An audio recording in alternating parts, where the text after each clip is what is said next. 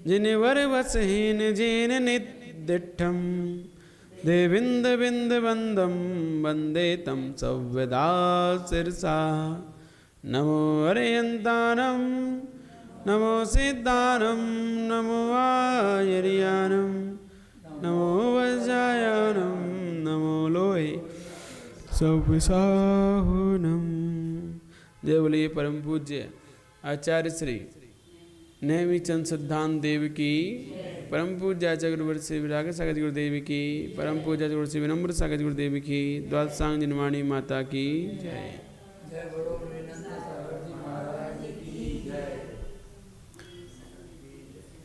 कल हमने निर्जरा अनुप्रेक्षा तक समझ लिया था। गाथा नंबर 35 का व्याख्यान चल रहा है और उसकी टीका में संभर तत्व का लक्षण बतलाते हुए संभर पदार्थ किस किस कारणों से होता है, तो 12 भावनाओं से होता है। तो 12 भावनाओं में हमने कल निर्जरा भावना तक समझ लिया था। आज उसके आगे लोक अनुपेक्षा का प्रतिपादन करते हैं। लोक अनुपेक्षा, लोक भावना वह इस प्रकार है। अनंत आकाश के बिल्कुल मध्य के प्रदेशों में घनोदधि, घनवात, तनुवात इन 3 पवनों से बेड़ा हुआ अनादि अनंत अकृत्रिम निश्चल असंख्यात प्रदेशी लोक है। तो ये लोक कैसा है? अनादि है, अनंत है, अकृत्रिम है, किसी के द्वारा बनाया हुआ नहीं है, निश्चल असंख्यात प्रदेशी लोक है। उसका आकार बतलाते हैं कैसा है। नीचे मुख किए हुए आधे मृदंग के ऊपर पूरा मृदंग रखने पर जैसा आकार होता है वैसा आकार लोक का है। नीचे आधा मृदंग, ऊपर पूरा, तो इस प्रकार वह लोक का आकार है। परंतु मृदंग गोल है और लोक चौकोर है, यह अंतर है। मृदंग कैसा होता है? गोल, ये चौकोर है। अथवा पैर फैलाए कमर पर हाथ रखे खड़े मनुष्य का जैसा आकार होता है वैसा लोक का आकार है। अब उस लोक की ऊंचाई, लंबाई, विस्तार का निरूपण करते हैं। 14 राजू ऊंचा, प्रमाण ऊंचा, ऊंचाई में कितना है? 14 राजू। दक्षिण दिशा, दक्षिण उत्तर में सब जगह 7 राजू मोटा, ये दक्षिण उत्तर 7 राजू मोटा है पूरा। और पूर्व पश्चिम में नीचे 7 राजू, बीच में 1 राजू, फिर ऊपर 5 राजू, फिर 1 राजू। इस प्रकार से वह क्रम से घटता बढ़ता होता है। ठीक है ना? तो यहाँ कहा जा रहा है नीचे 7 राजू है, फिर अधोभाग से क्रम से इतना घटता है कि मध्यलोक के बीच में 1 राजू रह जाता है। फिर मध्यलोक के ऊपर क्रम से बढ़ता है, ब्रह्मलोक, नव, पंचम स्वर्ग में 5 राजू, फिर घटता हुआ अंतलोक के अंत में 1 राजू प्रमाण वाला रह जाता है। इसी लोक के मध्य में ऊखल के मध्य भाग से नीचे की ओर छिद्र करके एक बांस की नली रखी जावे, उसका ऐसा आकार होता है, उसके समान एक चौकोर तृष्णाणी है। तो उस लोक के बीचों बीच सेंटर में, क्योंकि वो कितना है? 7 राजू मोटा है। अब 7 राजू मोटा है तो मोटाई के बीचों बीच सेंटर में लेना। जैसे कमरा है जी, वहाँ से दीवार से लेकर इस दीवार तक ये 7 राजू मान लो, और इसके सेंटर में बीचों बीच अपन को 1 राजू की तृष्णाली डालनी। तो बीचों बीच इतनी सी तृष्णाली है, उसमें सारे त्रस जीव रहते हैं, नारकी, देव, मनुष्य, त्रयंच, सब उसी तृष्णाली में ही रहते हैं, 1 राजू में मात्र। बाकी के इधर कितना बचा? इधर 3, इधर 3, बीच में 1 राजू। तो कुछ नहीं है 3 और 3 में, सिर्फ एक इंद्रिय जीव और कुछ भी नहीं है। और यहाँ संपूर्ण जीव उसी तृष्णाली में है, पूरा लोक का विस्तार वो 1 राजू में है।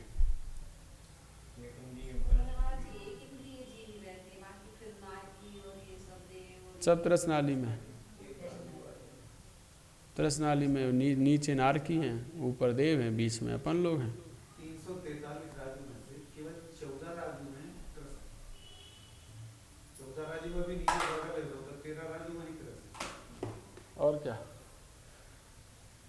जो उसका घनलोक निकालेंगे तो उसमें से वो नाड़ी कितनी कहलाई, 14 राजू ऊंची कहलाई, 1 राजू मोटी कहलाई, है ना। 1 राजू चौड़ी, 1 राजू मोटी, 14 राजू ऊंची, तो उसका घन पर निकला कितना, 14 राजू। तो 14 राजू में ही सब कुछ है।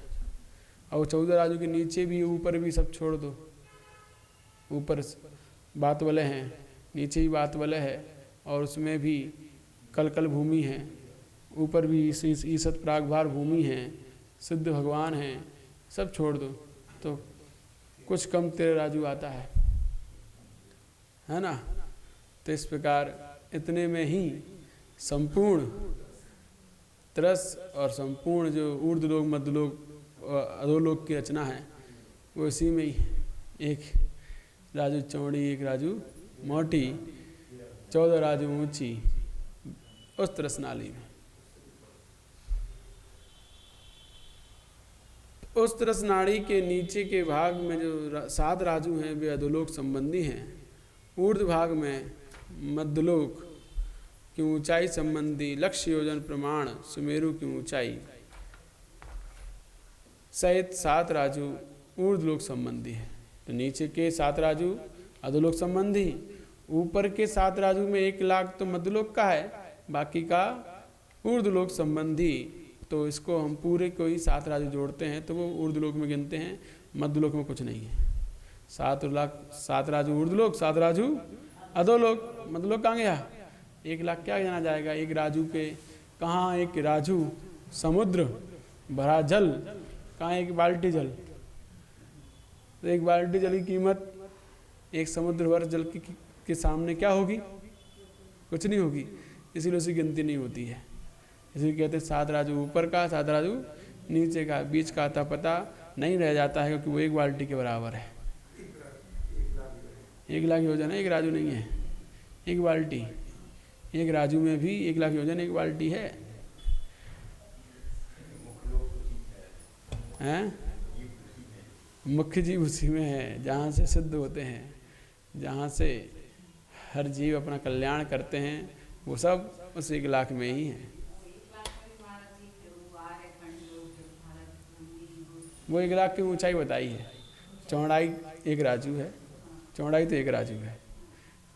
और जिसमें मुख्य लोग रहते हैं वो मात्र 45 लाख योजन की है चौड़ाई, 45।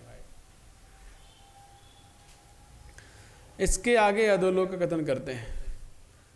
अधोभाग में सुमेरु की आधारभूत रत्न प्रभा नामक पहली पृथ्वी है।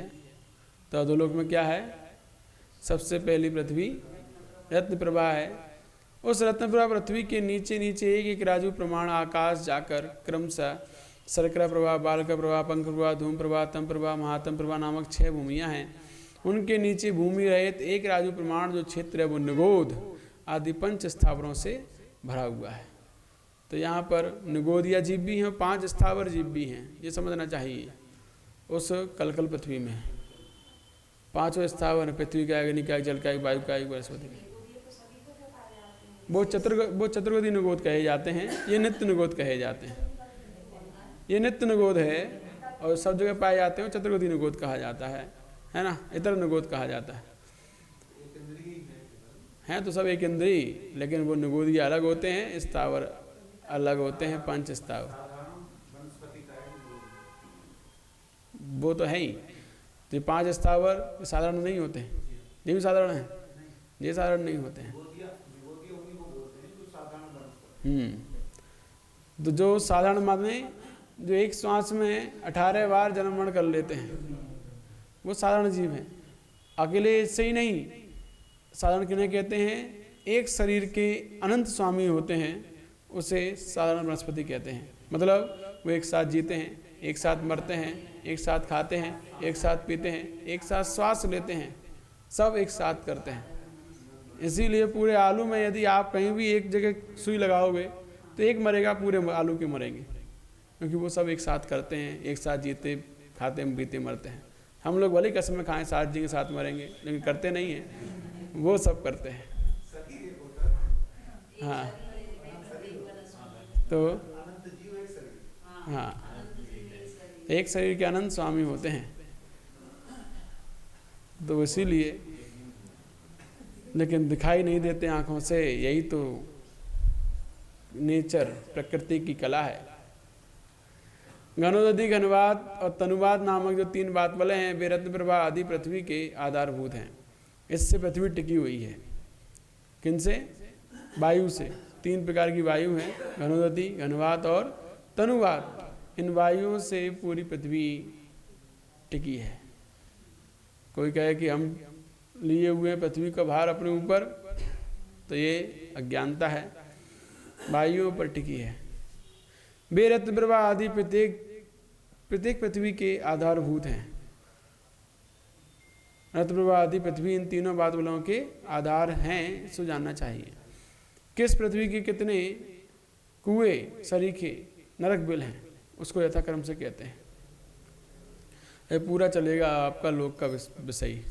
पहली भूमि में 30 लाख बिल हैं, जिसमें नारकी रहते हैं। दूसरी में 25 लाख, तीसरी में 15 लाख, चौथी में 10 लाख, पांचवी में 3 लाख, छठवीं पृथ्वी में 5 कम 1 लाख और सातवीं पृथ्वी में 5 बिल हैं। इस प्रकार कुल मिलाकर 84 लाख बिल होते हैं 7 नरकों में, है ना। 84 लाख योनियाँ होती हैं, 84 लाख ही बिल होते हैं। वो अलग हैं, ये अलग हैं। अब रत्न प्रभा आदि भूमियों का पिंड प्रमाण क्रम से कहते हैं। पिंड शब्द का अर्थ गहराई या मोटाई है, तो वो कितनी मोटाई वाले हैं वो पृथ्वी यहाँ बता रहे हैं। प्रथम पृथ्वी का 1,80,000 योजन, 1,80,000 योजन वह मोटी है। दूसरी पृथ्वी 32,000 योजन, तीसरी 28,000, चौथी 24,000, पाँचवीं 20,000, छठी 16,000, सातवीं 8,000 योजन पिंड जानना चाहिए। देखो, पहली पृथ्वी में सबसे ज़्यादा नारकी पाए जाते हैं, सबसे ज़्यादा नारकी प्रथम नरक में। उसमें सबसे ज़्यादा बिल भी हैं, 30 लाख बिल, और सबसे ज़्यादा नारकी पाए जाते हैं, संख्यात नारकी होते हैं उसमें। तो हाँ, वो 13 पटल, लेकिन हम जो बता रहे हैं वो सुनो। प्रथम पृथ्वी में सबसे ज़्यादा नारकी संख्या है और सबसे कम जगह है, मात्र 1,80,000 योजन। कितनी है? 1,80,000 योजन जगह है बस। बाकी की पृथ्वियाँ राजुओं में है। दूसरी पृथ्वी 1 राजू, तीसरी 1 राजू, चौथी 1 राजू, पाँचवीं 1 राजू। अब वो कितनी? 1,80,000, 80। कहाँ राजू, कहाँ 1,80,000, है ना। और संख्या उनमें नारकियों की ज़्यादा है, तो कैसे रहते होंगे? यही उनके दुख हैं। अब उन पृथ्वियों का त्रियक विस्तार 4 दिशाओं की, यद्यपि 10 नाड़ी की अपेक्षा 1 राजू है, तथापि 10 से रहित जो नाड़ी, जो 10 नाड़ी के भार का भाग है, वह लोक के अंत तक है। सो ही कहा है, अंत को स्पर्श करते हुए भूमिया का प्रमाण सब दिशाओं में लोकांत प्रमाण है। ये क्या है? अब ये सब चीज़ें एक बोर्ड पर समझाने लायक चीज़ें हैं, ऐसे आपको समझ में नहीं आएगा, है ना।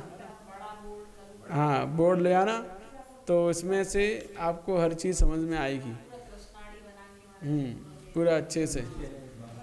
अब इसमें हम पढ़ते जाएं तो आपको समझ में नहीं, क्योंकि आपने यदि उस नक्शे को देखा हो तो आपको समझ में, हमें तो समझ में आ रहा है क्योंकि हमने सब देखा है, पढ़ा है।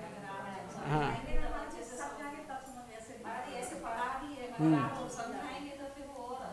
हाँ, तो वही तो हम कह रहे हैं कि आपको हम कहाँ पर क्या करना है वो इसमें से ऐसे समझ में नहीं आएगा।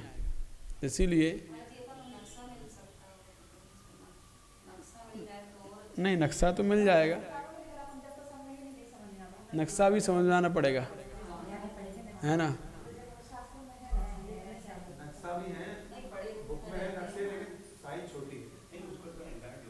इसको अभी हम ये यहाँ तक पढ़ लेते हैं, उसके बाद फिर बोर्ड पे ही पढ़ेंगे। हाँ, तो उन पृथ्वियों की तरफ विस्तार 400 में यद्यपि तस्नाड़ी के अपेक्षा एक राजू प्रमाण है, तथापि तसों से रहित रसनाड़ी के बाहर का भाग वह लोक के अंत तक है। सोई कहा है अंत को स्पर्श करती भूमियों का प्रमाण सब दिशाओं में लोकांत प्रमाण है। अब यहाँ विस्तार की अपेक्षा त्रियक लोक पर्यंत विस्तार वाली गहराई मोटाई की अपेक्षा मेरू की अवगाहन समान 1000 योजन मोटी चित्रा पृथ्वी मध्यलोक में है। तो कितनी मोटी है ये? 1000। मेरू की जो जड़ है उसके बराबर ये चित्रा पृथ्वी मध्यलोक में है। उस पृथ्वी के नीचे 16000 योजन मोटा खर भाग है। उस खर भाग के नीचे 84,000 योजन मोटा पंख भाग है। उसके नीचे भाग में 80,000 मोटा अवुल भाग है। इस रत्न प्रभा पृथ्वी के खर भाग, पंख भाग, अवुल भाग भेदों से 3 पैर जाने चाहिए। उसमें ही खर भाग में असुर कुमार देवों के सिवाय 9 कुमार के भवनवासी देवों के और राक्षसों के सिवाय 7 प्रकार व्यंतर देवों के स्थान हैं। पंख भाग में असुर राक्षसों का निवास है। अवल भाग में प्रथम नरक है, ये समझना चाहिए। अब इन सबको अपन कल समझेंगे बोर्ड के माध्यम से, है ना। आज इसको यहीं होल्ड कर देते हैं, ठीक है। चलो, अतः प्राणिक स्वाध्याय निष्ठापन क्रियायाम पूर्वाचारण क्रमेण सकल मोक्षयार्थम भाव पूजा वंदना स्तव समेतम श्री श्रुत भक्ति काय सर्गम कुर्वे हम।